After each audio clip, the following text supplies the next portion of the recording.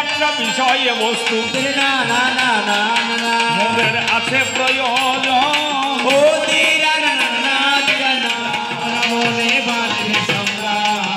ও যে রাম অয়ন সেই রামায়ণে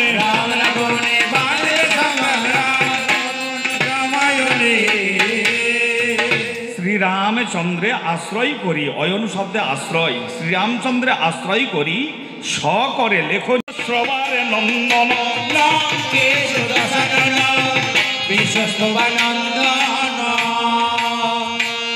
আমি লঙ্কেশ দশানন বিশ্বশ্রবার নন্দন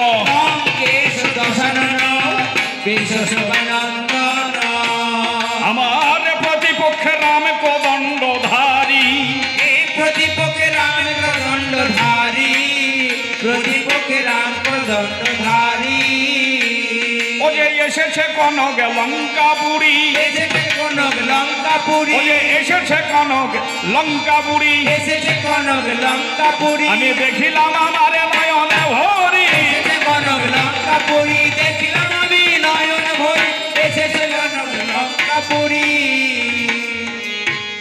একদিকে পর্যায় বিজয়ী শুধু নয় ত্রিকাল দর্শী রাবণে যে জন্য ভূত ভবিষ্যৎ বর্তমান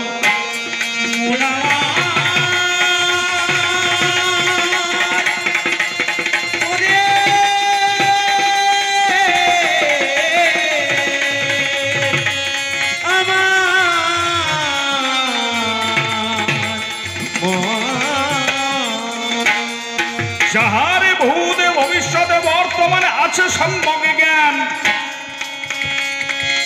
জগতের মাঝে সেই বিশ্বশ্রবার নন্দনে সে যে হলো দশানন রাবণ এই রাবণে কনক লঙ্কা ধামের রাজা ও যে রূপে গুণে মহা তেজা কিন্তু একই দেখতে পাই রামায়ণের 7টা কাণ্ড লঙ্কা কাণ্ডের প্রথম দিকেই আজ আলোচনা শুরু হয় একই দেখতে পাচ্ছি যেন ভিখারির নাই এমন একজন নয় দুজন নয় তাদের সাথে কিছু বানর আর ভল্লুক আসিল এই কনক লঙ্কার চারিদিকে তারা আস্তানা পাতিল এই কি সেই রাম আমি ভাবছি মনে মনে আমি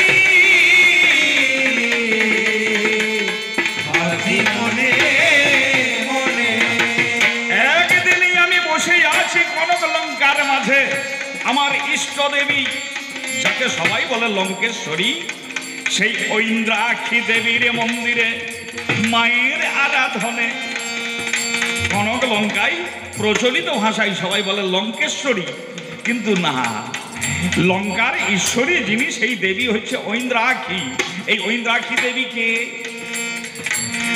দেবী সতীর যখন 51টা খণ্ড হংস নয় মায়ের নূপুর পড়েছিল লঙ্কায় পরে পদ নূপুর দেবী ঐন্দ্রাক্ষী ভৈরব রাক্ষসেশ্বর সেই ঐন্দ্রাক্ষী দেবী লঙ্কেশ্বরী যে তার আরাধনা জানি আজ রাবণে করিছে ঠিক এই সময়ে আমার মন্দিরের মাঝে আমি দেখিবারে পাই একজনে চুপি সারে এসে পিছনে দাঁড়াই ওকে পিছনে ভিড়ে চেয়ে দেখি এসেছে সৌমিত্রী লক্ষণ মানে রামের ছোট ভাই পিছনে ফিরে চেয়ে বলি ও এসো এসো জামাই বসো গো বসো ভাই বাড়ির সব ভালো আছে তো ব্যয় মশাই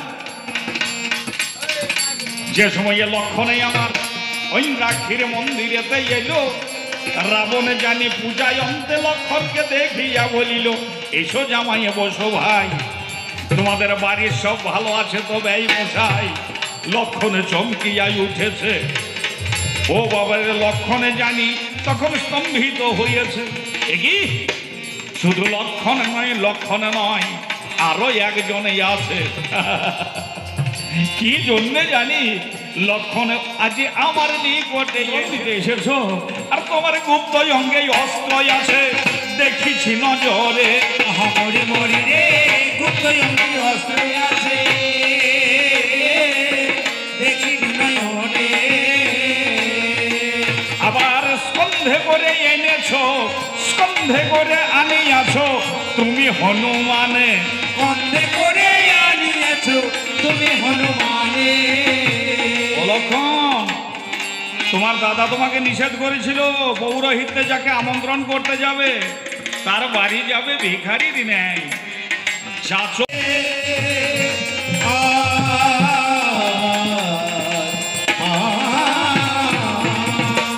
তুমি দাদার কথাই অবাধ্য হয়ে গোপনে অঙ্গে অস্ত্র ধরে আনলে। আবার দেখছি সেবক ভক্ত হনুমানকে তোমার কাঁধে চাপাইয়ে আনিলে। যাবো, আমি যাবো, কাল কোথাও যাবো ঠিকই, তবে বুঝতে পারা দায় হলো লক্ষণ। দেখো তোমার সেই দাদা রাম ধনে আজ আলোচনা কিছু করে যাবো আমি অকাল বোধনে। রাম কৃতাঞ্জলি বুঝে আসে রাবণের এই আলোক, রাম আর রাবণের মাঝে হচ্ছে আলোচনা। ও গো আমার রামচন্দ্র করো বিবেচনা। তুমি এসেছো কেন লঙ্কা বুড়ে, আমার বোঝা হলো দায়।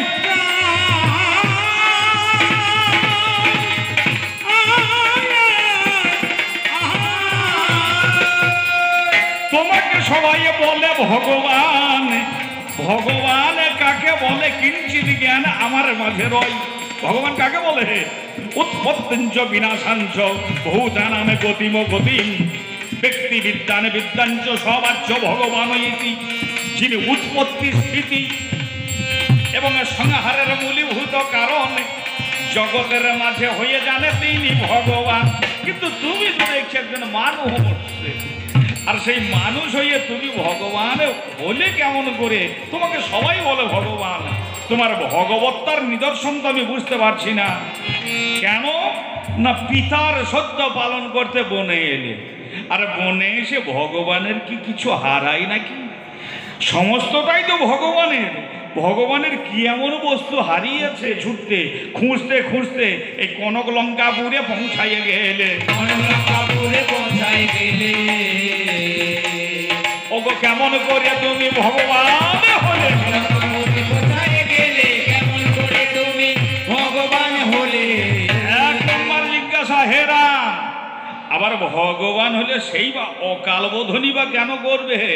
ব্রহ্ম সংহিতা বলছে আমার আমার পিতা বিশ্বশ্রবা, আর বিশ্বশ্রবার বাবা হচ্ছে পুলস্ত, পুলস্তের বাবা হচ্ছে ব্রহ্মা। তার মানে আমার দাদুর বাবা হচ্ছে ব্রহ্মা। আর সেই ব্রহ্মা ব্রহ্ম সংহিতাতে বলছে সৃষ্টি স্থিতি প্রলয় সাধন শক্তি রেখা বিভূতি দুর্গা গোবিন্দম আদি পুরুষং তমহং নমামি। মাননীয় ভক্তমণ্ডলী, জড় জগতের অধিষ্ঠাত্রী দেবী দুর্গা, আর সেই দেবী দুর্গাই বলছে আমি কিছু জানি না, যদি সবাই ত্রাণ হতে চাও গোবিন্দম আদি পুরুষং তমহং নমাবি বা তমহং ভজামি। আমি সেই গোবিন্দ আদি পুরুষকে দুর্গা বলছি।